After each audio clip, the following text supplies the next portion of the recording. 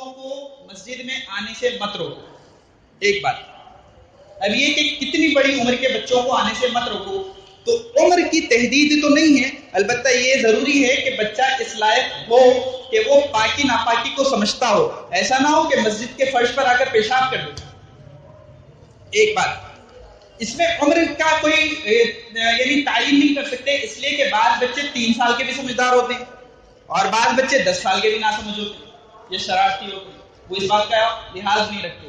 یہ آپ کی ذمہ داری ہے. اور یاد رکھنا، میں کہہ رہا ہوں بچوں کو مسجد میں لائیں، بچوں کو اکیلے مسجد میں مت بھیجیں. سمجھ رہے ہیں بات؟ بچوں کو اپنے ساتھ جو ان کے پیرنٹس ہوں گے، جو ان کے گارجینس ہوں گے، وہ لے کر آئیں. اکیلے بچوں کو مت بھیجیں، اس لیے کہ بعض دفعہ وہ دوسرے نمازیوں کی بھی نماز خراب کرتے ہیں. اور بچوں کا لانا جائز ہے، درست ہے حضرت. اور صرف بچوں کا ہی نہیں، بہت چھوٹی بچی ہے جس میں شہوت پیدا نہیں ہوتی، جس کو دیکھ کر، یعنی 10 سال سے بھی کم کی بچی ہے، تو اس کو بھی لا سکتے ہیں مسجد میں. بعض لے آتے ہیں تو اس پہ بہت غصہ ہونے کی ضرورت نہیں. حضرت نبی کریم صلی اللہ علیہ وسلم حضرت زینب رضی اللہ عنہا کی بیٹی امامہ ایک دفعہ حضور صلی اللہ علیہ وسلم نماز پڑھ رہے اور آپ کے کبھی وہ پیٹھ پہ چڑھ جاتی ہے اور کبھی آپ سے لپٹ جاتی ہے اور آپ ایسے ہی نماز پڑھ رہے ہیں. اور ایک دفعہ حضرت نبی کریم صلی اللہ علیہ وسلم خطبہ دے رہے ہیں، حسنین دوڑتے ہوئے آئے اور اپنے کپڑوں میں الجھ کے گر گئے، تو حضرت نبی کریم صلی اللہ علیہ وسلم خطبہ روک کر آئے اور ان کو اٹھایا اور اپنے ساتھ منبر پر بٹھایا. اس سے کیا ثابت ہوا کہ بچوں کو لایا جا سکتا ہے. اور حضرت عمر رضی اللہ عنہ کے زمانے میں حضرت عمر خطبہ دے رہے ہیں، حضرت عمر کے پاس آ کر حضرت حسین کہتے ہیں کہ آپ میرے ابا کے منبر سے ہٹو. ابا سے مراد دانا، کہ آپ میرے ابا کے منبر سے ہٹو، اپنے ابا کے منبر پہ جاؤ.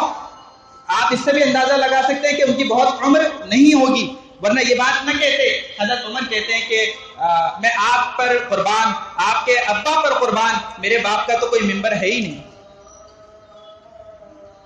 تو اس سے یہ ثابت ہوا کہ چھوٹے بچوں کو مسجد میں لا سکتے ہیں، لیکن انہیں کم سے کم پاکی ناپاکی کی تمیز ہو، سمجھا کر لائیں کہ جب مسجد میں جاتے ہیں تو آواز نہیں کیا کرتے، کسی کو جھانک کر نہیں دیکھا کرتے کوئی نماز پڑھ رہا ہوتا ہے، کسی کے سامنے سے نہیں گزرا کرتے، اور ان کو اپنے ایک طرف دائیں یا بائیں ان کو لے کر بیٹھ جائیں. یہ طریقہ ہے ان کو لانے کا.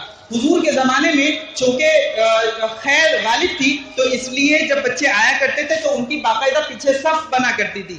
آج کے زمانے میں یہ حال نہیں ہے، اس لیے علامہ رافعی کا فتویٰ ہے کہ بچوں کو اب علیحدہ اس کی صف نہیں بنائی جائے گی، اپنے لیفٹ یا رائٹ صف کے آخر میں، اپنے صف کے لیفٹ یا رائٹ میں دائیں یا بائیں ان کو کھڑا کریں اور آپ بھی ان کے قریب ہی کھڑے ہو جائیں. ایک مسئلہ یہ بھی سمجھ لیں کہ جیسے ایک پلر ہے اور یہاں سے یہ صف بن رہی ہے تو یہاں پہ بچہ نہیں کھڑا ہوگا پلر کے اس طرف، بلکہ وہ آخر میں کھڑا ہوگا.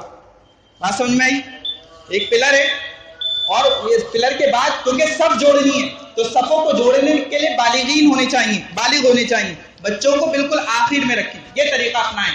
کبھی بچے نماز پڑھ رہے ہوں تو ان کو اٹھا کر جو آپ ایک طرف رکھ دیتے ہیں، ان کی بھی نماز ہے، ان کو ایسا ہرگز نہ کریں. آپ ان بچوں سے جو جوان ہو گئے اور جن کے ساتھ یہ ہوا ہے وہ کہتے ہیں کہ بہت غصہ آتا تھا جب ایسا کرتا تھا کوئی، اور اگر وہ اس غصے کی وجہ سے مسجد میں آنے سے رک گیا، کل آپ اس کے گنہگار ہوں گے. اور ایک مسئلہ اور یاد رکھیے کہ چھوٹا بچہ جو ہوتا ہے اس سے شریعت معاف ہوتی ہے. اگر بچے نے کوئی غلط کام کر بھی لیا تو شریعت اس سے معاف ہے، آپ سے معاف نہیں ہے. مسجد میں چلانا آپ کے لیے حرام ہے، اس کے لیے حرام نہیں ہے.